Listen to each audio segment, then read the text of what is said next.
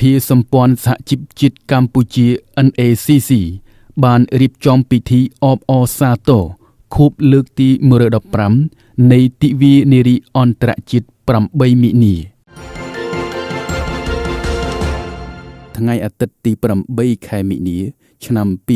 2026សហភាសម្ព័ន្ធសហជីពជាតិកម្ពុជា NACC បានរៀបចំអបអរសាទរខួបលើកទី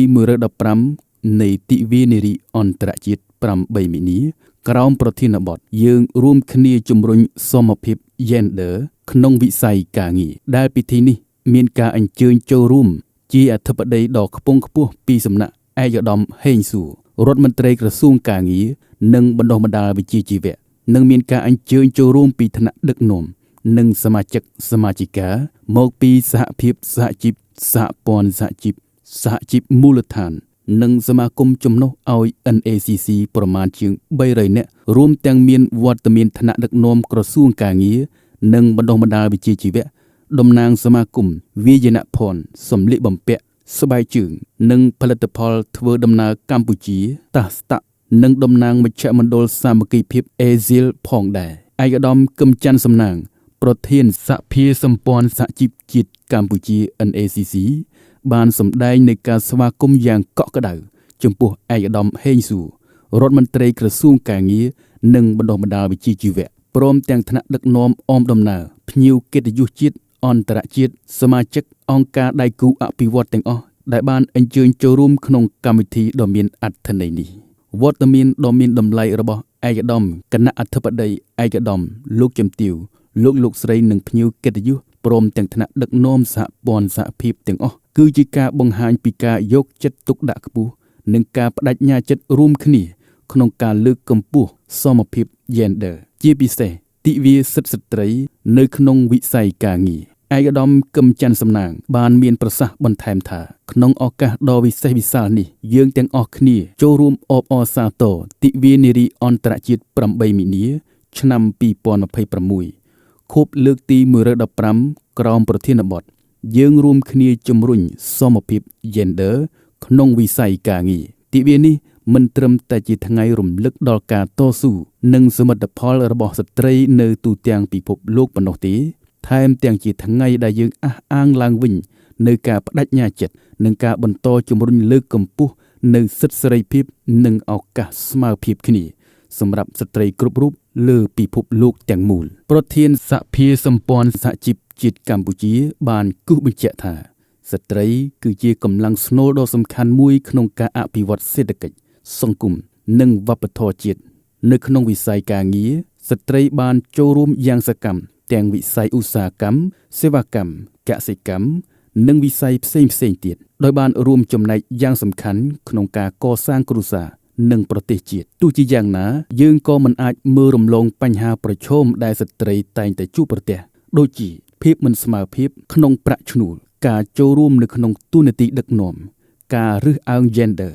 និងអំពើហិង្សានៅកន្លែងការងារដូច្នេះប្រធានបទឆ្នាំនេះយើងរួមគ្នាជំរុញសមភាព Gender នៅវិស័យការងារបានបញ្ជាក់យ៉ាងច្បាស់ថាការសម្រេចបាននូវសមភាពពិតប្រាកដមិនមែនជាកាតព្វកិច្ចរបស់ស្ត្រីតែម្នាក់ប៉ុណ្ណោះទេប៉ុន្តែជាការទទួលខុសត្រូវរួមរបស់យើងទាំងអស់គ្នារួមទាំងរដ្ឋាភិបាលនយោជកសហជីពនិងសង្គមទាំងមូលការជំរុញសមភាព Gender មានន័យថាធានាឲ្យមានបរិយាកាសការងារដែលមានសុវត្ថិភាពគ្មានការរើសអើងផ្ដល់ឱកាសស្មើភាពក្នុងការបណ្ដុះបណ្ដាលការឡើងតំណែងនិងការទទួលប្រាក់ឈ្នួលសមរម្យថ្លែងក្នុងពិធីដ៏រីករាយប្រកបដោយស្មារតីសាមគ្គីនេះឯកឧត្តមហេងសួររដ្ឋមន្ត្រីក្រសួងការងារនិងបណ្ដុះបណ្ដាលវិជ្ជាជីវៈបានមានប្រសាសន៍ថាកម្មការនីនៅតាមសហគ្រាសក្រុមហ៊ុនរោងចក្រកំពុងដើរតួនាទីយ៉ាងសំខាន់ក្នុងការលើកស្ទួយសេដ្ឋកិច្ចគ្រួសារនិងជំរុញកំណើនសេដ្ឋកិច្ចជាតិតាមរយៈការចូលរួមផលិតផលសម្រាប់នាំចេញទៅទីផ្សារអន្តរជាតិទន្ទឹមនឹងការបំពេញតួនាទីដ៏មមាញឹកនៅក្នុងគ្រួសារស្របពេលជាមួយគ្នានេះលក្ខខណ្ឌការងារសុវត្ថិភាពនិងសុខភាពការងារនិងជាពិសេសសមភាព Gender នៅកន្លែងការងារត្រូវបានយកចិត្តទុកដាក់និងលើកកម្ពស់ជាបន្តបន្ទាប់ឯកឧត្តមរដ្ឋមន្ត្រីក៏បានគូសបញ្ជាក់ផងដែរថាប្រធានបទដ៏មានសារៈសំខាន់នេះស្របជាមួយនឹងអង្គការអន្តរជាតិ ខាងការងារ ILO ដែលតែងតែផ្ដល់គុណតម្លៃដល់ស្ត្រីកម្ពុជាចំពោះការចូលរួមសកម្មភាពក្នុងការសម្រេចចិត្តនិងជំរុញឲ្យមានសន្តិភាពភាពធន់និងសុវត្ថិភាពក្នុងសង្គមពិធីដ៏មានអត្ថន័យនេះមិនមែនគ្រាន់តែជានិមិត្តរូបនោះទេតែជាការជួបជុំដើម្បីសម្ដែងនៅការដឹងគុណយ៉ាងជ្រាលជ្រៅចំពោះការចូលរួម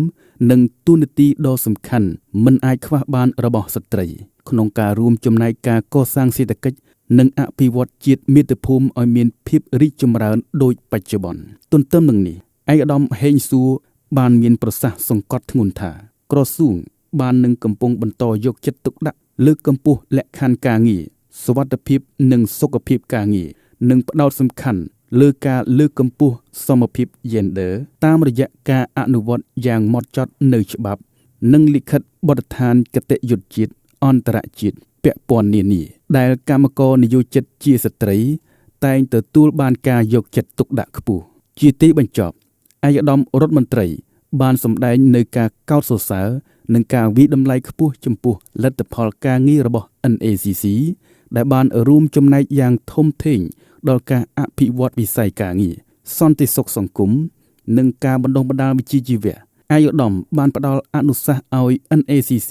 បន្តយកចិត្តទុកដាក់បន្ថែមទៀតលើការកសាងទំនុកចិត្តដើម្បីទាក់ទាញសមាជិកឲ្យចូលរួមកាន់តែច្រើនតាមរយៈការបង្ហាញលទ្ធផលការងារប្រកបដោយទម្លាប់ភាពនិងគណនេយ្យភាពដែលជាដៃគូមិនអាចខ្វះបានក្នុងយន្តការកិច្ចសន្ទនាសង្គមជាមួយនឹងនយោជកនិងក្រសួងដើម្បីដោះស្រាយបញ្ហានានាព្រមទាំងជួយបង្កើនការជឿជាក់ពីសំណាក់អ្នកវិនិយោគក្នុងការបន្តពង្រីកការវិនិយោគនិងបង្កើតឱកាសការងារដល់បងប្អូនកម្មករនិយោជិតបន្ថែមទៀតឯកឧត្តមក៏បានជំរុញលើកទឹកចិត្តឲ្យ NACC បន្តរៀបចំកម្មវិធីជួបជុំអបអរសាទរបែបនេះឲ្យបានញឹកញាប់ដើម្បីពង្រឹងចំណងសាមគ្គីភាពនិងទំនាក់ទំនងល្អរវាងគ្នានិងគ្នា